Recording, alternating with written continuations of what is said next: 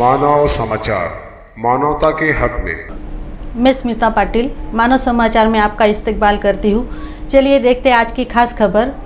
डीपीडीसीचा निधी आहे तो काँग्रेसच्या आमदारांना 10% दिला जाणार आरोप आहे। आजच्या बैठकीला नेमकं काय होऊन जाणार आहे? नाही, काँग्रेस, शिवसेना आणि राष्ट्रवादीचे जे विरोधी पक्षातले आमदार आहेत, महायुती सरकारनं राज्यातून एक फॉर्म्युला ठरवला की त्यांना फक्त डीपीडीसीतला 10% निधी द्या। मग जे लोकप्रतिनिधी आम्ही विरोधी पक्ष म्हणून त्या ठिकाणी आलो, त्यांचा मतदारसंघ नाही आहे का? तिथे जनता नाही आहे का? तिथं मतं मागायला हे 3 पक्ष येणार नाहीत का भविष्य काळात? आणि म्हणून मला वाटतं हे अन्यायकारक आहे। आम्ही कोल्हापूरच्या डीपीडीसीच्या आजच्या बैठकीला 6 आमदार त्या ठिकाणी बहिष्कार टाकणार आहोत। हा फॉर्म्युला राज्यातून आलेला आहे आणि त्यामुळे राज्य शासनाला आमची विनंती आहे की राज्याचे मुख्यमंत्री, राज्याचे उपमुख्यमंत्री, राज्याचे अर्थमंत्री असा ज्यावेळी उल्लेख सगळ्या मंत्र्यांचा होतो त्यावेळी ते राज्य म्हणून होतो का 200 मतदारसंघाचं हे राज्य आहे फक्त राज्य सरकार? आणि म्हणून मला वाटतं विरोधी पक्षाला ठीक आहे, थोडा कमी दिला आम्ही समजू शकतो। अगदीच 10% म्हणजे त्या मतदारसंघात कामच होऊ नयेत, हा जो काय एक नवीन पायंडा या राज्यात पडायला लागला त्याचा आम्ही निषेध तरी बघितली तर लक्षात येईल। अगदी डीपीडीसीच्या मेंबर्सना सुद्धा पैसे दिलेले आहेत आणि वेळ पडली तर उद्या परवा ते आकडेवारी मी 2 वर्षातली जाहीर करायलाही तयार आहे। नाही, तिथं भांडण काढून निर्णय तिथं होऊ शकत नाही। निर्णय हा वरती होणार आहे।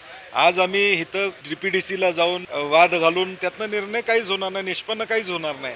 आणि म्हणून आम्ही आमदार म्हणून पत्र दिलेले आहेत की ही कामं आमची झाली पाहिजेत असे आम्ही पत्र दिलेले आहेत। आता त्यांनी तो निर्णय घ्यायचा, परंतु आम्हाला जी माहिती आहे तो राज्यातनं वरनं आलेला फॉर्म्युला आहे, त्यामुळे जिल्हा डीपीडीसीमध्ये जाऊन काही निर्णय होणारच नाही। का वेळ आली असं वाटतं? मला वाटते ज्या पद्धतीनं स्वतःच्या पक्षाचे आमदार फक्त सांभाळायचे या एका हेतूनं, राज्य सांभाळायचं नाही फक्त आमदार सांभाळायचे या हेतूनं कारभार चालू आहे। तलाठी भरतीमध्ये घोटाळा झाल्याचा पुन्हा एकदा प्रकार समोर आलेला आहे। एकूणच काय सुरू आहे सगळं राज्यात? नाही, भरती प्रक्रियेवर गेले वर्षभर सातत्यानं आम्ही चर्चा करतो की ही प्रक्रिया व्यवस्थित झाली पाहिजे। मधल्या काळामध्ये ही प्रक्रिया थांबवली गेली।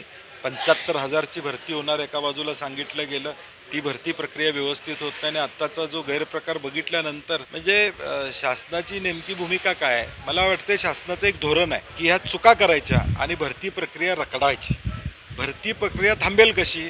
तर या अशा बारीक सारीक चुका करायच्या आणि ज्याच्यामुळं त्या प्रक्रियेवर शंका निर्माण होईल आणि मग आम्हाला प्रोसेस करायची आहे, आम्हाला अजून वेळ पाहिजे असं म्हणत ही प्रक्रियाच थांबवायचा एक प्रयत्न चालू आहे। आदित्य ठाकरेंच्या दौऱ्यापूर्वी श्रीकांत शिंदे आज कोल्हापुरात, मला त्याची कल्पना नाही आहे।